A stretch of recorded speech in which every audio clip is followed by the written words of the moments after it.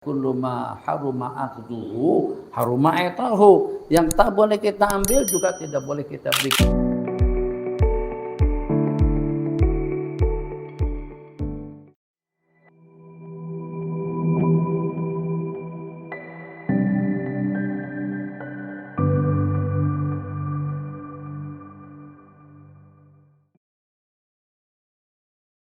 Assalamualaikum. Waalaikumsalam warahmatullahi wabarakatuh. Apa hukumnya menabung di bank, dan bolehkah bunga bank dibayarkan ke pajak atau bayar listrik dan air atau? Jadi macam mana kira-kira dengan kita menabung di bank? Bank yang mana satu? Apakah kira-kira dengan bank konvensional atau dengan bank Islam? Kalau dengan bank Islamik, jadi kata mereka yang bagi tahu, kita insya Allah percaya seperti itu. Tentang betul atau tidaknya itu bergantung kepada kejujuran mereka. Jadi mereka gunakan duit kita itu, mereka gunakan untuk pertanian, untuk industri, perdagangan dan lain sebagainya secara syariah. Sehingga dengan kita bagi hasil dengan bank. Nah, kalau seperti itu silahkan saja. Tapi tetap saja keuntungan yang kita mendapatkan sekian peratus itu pasti. Bank akan mendapatkan 40% daripada keuntungan, kita mendapatkan 60%. Tapi keuntungan yang 40 atau duit yang 60%, 40% itu daripada keuntungan. Bukan daripada nilai duit yang disimpan. Bukan ikut angka yang kita laburkan. Jadi misalnya kalau angka duit yang kita simpan itu adalah 1 juta.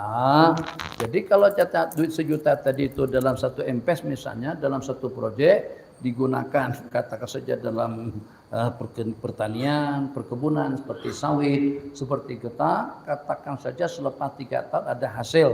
Jadi hasil yang akan kita bagi, pembagian hasil itu harus ada kesepakatan.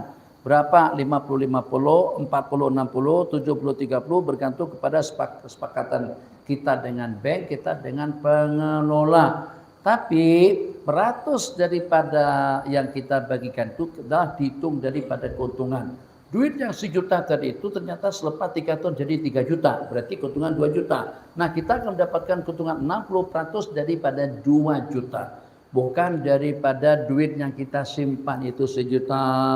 Bukan dihitung daripada situ. Nah, kalau dengan bank konvensional, dia akan memberikan faedah, akan memberikan keuntungan kepada kita sebut dengan nasabah, atau dengan yang meminjamkan duit. Mereka akan bagikan keuntungan kepada kita 10%. 10% itu daripada total simpanan yang kita tabung. Kita tabung berapa? Tabungan kita adalah 1 juta. Berarti 10% daripada 1 juta, 100 ribu kita dapat untung tiap tahun. Itu hukumnya riba. Itu tidak boleh. Jadi bagaimana kira-kira? Kalau tidak diambil nanti mereka akan gunakan untuk hal-hal yang tidak dibolehkan dalam agama. Mungkin untuk gerakan kristenisasi, mungkin digunakan untuk perkara-perkara, katakan saja mereka gunakan untuk membeli senjata memerangi kaum muslimin.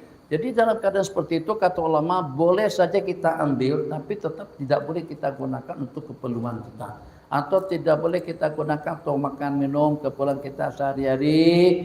Duit itu statusnya sama seperti dengan barang tercecer, merupakan hak milik orang ramai, hak milik kita bersama. Faedah yang kita ambil daripada bank bagi persentasi keuntungan interestnya dalam setahun 20% daripada 2 juta, berarti tidak kurang daripada 400 ribu. 400 ribu RM bonyok daripada 2 juta. Mau dikemanakan? Kata ulama buat tandas, buat jabatan, buat perbaikan tol. Kegunaannya untuk yang sifatnya untuk masyarakat orang ramai. Yang kegunaannya untuk masyarakat orang ramai. Sementara untuk kepentingan pribadi, bayar listrik, bil air, api, atau juga dengan yang seumpamanya itu tidak boleh. Kenapa? Karena tiap yang tidak boleh kita ambil, tidak boleh kita berikan. Kullu ma haruma aqduhu haruma etahu. Yang tak boleh kita ambil juga tidak boleh kita berikan. Yang tidak boleh kita berikan, tidak boleh kita terima. Tiap yang tidak boleh kita pakai, tidak boleh kita buat. Laki-laki tidak boleh pakai cincin emas. Tidak boleh pakai gelang emas. Bagaimana kira-kira kalau dibuatkan juga cincin daripada emas, tapi bukan untuk dipakai. Tidak lebih daripada sekedar untuk simpanan. Jadi karena ikut adat istiadatnya, kita kena tukar cincin pada malam pernikahan. Tukar cincin pada hari pertunangan. Jadi masing-masing memasangkan memasangkan cincin ke jari manis atau ke kelingking suami juga memasangkan cincin emas ke kelingking ke jari manis istri. Itu bagaimana hukumnya? Tapi karena suami tadi itu orang yang fanatik dengan hukum ya tanah pakai, hanya setakat dibuatkan saja cincin daripada emas, kalau tidak dipakai pun tetap hukumnya haram. Buat kipas daripada emas, sound system daripada emas, handphone daripada emas, peralatan dapur, piring, pinggan, mangkok, camca, garpu, pisau daripada emas atau perak, kalau tidak digunakan tetap hukumnya haram. Oke, jadi duit yang namanya faidah itu hukumnya haram. Imam Malik mengatakan tidak ada yang lebih dahsyat dan tidak yang lebih haram daripada yang haram itu selain daripada faidah, selain daripada bunga. Faedah, bunga, atau bahasa Arab disebut dengan al-masrubat al-idariyah, biaya pengkhidmatan, biaya administrasi, itu tidak lebih daripada penamaan kepada suatu hakikat yang tidak betul. Dia bukan biaya pengkhidmatan, bukan biaya administrasi. Hakikat yang sebenarnya kalau 1.000 disimpan kembali 1.100, 20.000 yang disimpan menjadi kepada 22.000, yang selebihnya itu adalah riba, hukumnya haram, hukumnya terkutuk, termasuk daripada 7 yang membinasakan. Nabi kita bersabda, faman zada awistazada faqad arba. Barang siapa menambah, itu juga minta tambah. Kalau kita tidak minta tambah pun tapi sudah ada urupnya, tiap duit yang kita simpan di bank-bank konvensional akan ada faedahnya. Faedahnya itu hukumnya haram. Ini penyakit yang berebat di kalangan umat dengan begitu mudahnya. Apalagi kalau dengan kita seperti di sini, interest faedah di sini sangat-sangat rendah sekali. Di Indonesia kalau kita beli kereta second hand dengan menggunakan jasa bank atau yang kita sebut dengan leasing adalah anak bank. Itu faedahnya daripada 7 sampai ke 9% per tahun. Sini faedah di bawah daripada 4, di bawah daripada 3, kadang-kadang dalam 2.7, 2.6, mudah sangat. Makanya di sana jarang-jarang ada orang beli kereta loan bank sampai 9 tahun itu tak ada sejarahnya.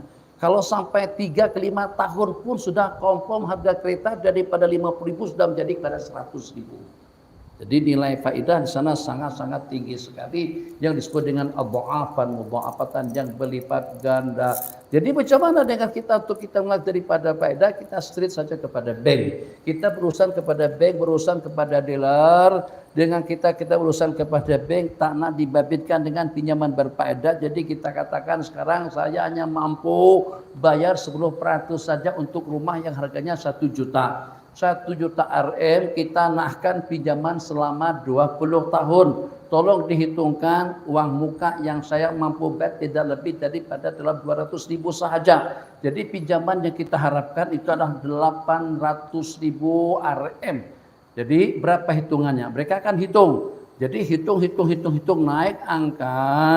Tiap bulan kita kena bayar 2.500 katakan saja selama dalam beberapa tahun. Jadi kita minta ditotalkan, minta dibulatkan angka itu semuanya. Jadi pembayaran tiap bulannya 2.500, 2.500 kita kali dalam 30 tahun akan keluar angka, tambah dengan uang pendahuluan, uang deposit, dan juga dengan uang muka, totalkan berapa sebanyak buat akad ijab kabul.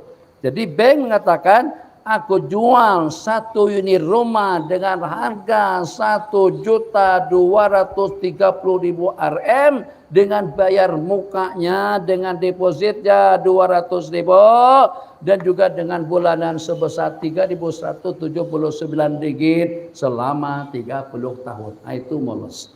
Itu berarti dengan kita tidak ada pinjaman berfaedah. Kita bayar mahal tapi bukan karena faedah, kita bayar lebih karena kita beli berutang. Jadi harga yang daripada 1 juta tadi menjadi pada 1.250.000, yang harga 250.000 itu bukan faedah. Itu disebabkan karena kita membelinya berutang, membayarnya secara bertahap selama 30 tahun sehingga dengan harganya jadi naik. Faedah itu macam mana? Faedah itu bank kemudian dengan developer, pemaju, bank dengan pemaju. Jadi kita beli rumah dengan pemaju seharga 1 juta, bayar 200.000, 800.000 pemaju uruskan dengan bank untuk mendapatkan pinjaman yang 800. Bank keluarkan pinjaman 800, tapi daripada pinjaman 800 itu akan menjadi 1.100.000, akan menjadi 1.100.000. Disuruh kita mencicil, membayar secara bertahap-tahap dan juga berangsur-angsur daripada bulan ke bulan selama 40 tahun. Maka yang selebihnya daripada 800 tadi itu adalah faidah muharramah, bunga faidah yang diharamkan. Kenapa? Sebab dealer kalau kereta atau juga dengan pemaju dipelopor babitkan kita kepada pinjaman yang berfaedah. Jadi betulnya macam mana? Jangan jadi segitiga. Buat dua saja. Kita derek kepada bank, aku nak beli banglo yang ada di KL. Harganya katanya 10 juta. Kalau saya beli banglo itu kira-kira bank boleh jual dengan saya dengan bayaran selama 30 tahun. Itu adalah harga berapa? Hitung kata bank saya akan jual dalam harga 13 juta pembayaran selepas 40 tahun baru lunas. Tak ada masalah. Itu kita derek dengan bank. Pembayaran yang berangsur-angsur tadi itu karena kita membelinya secara berhutang. Oke. Bismillahirrahmanirrahim.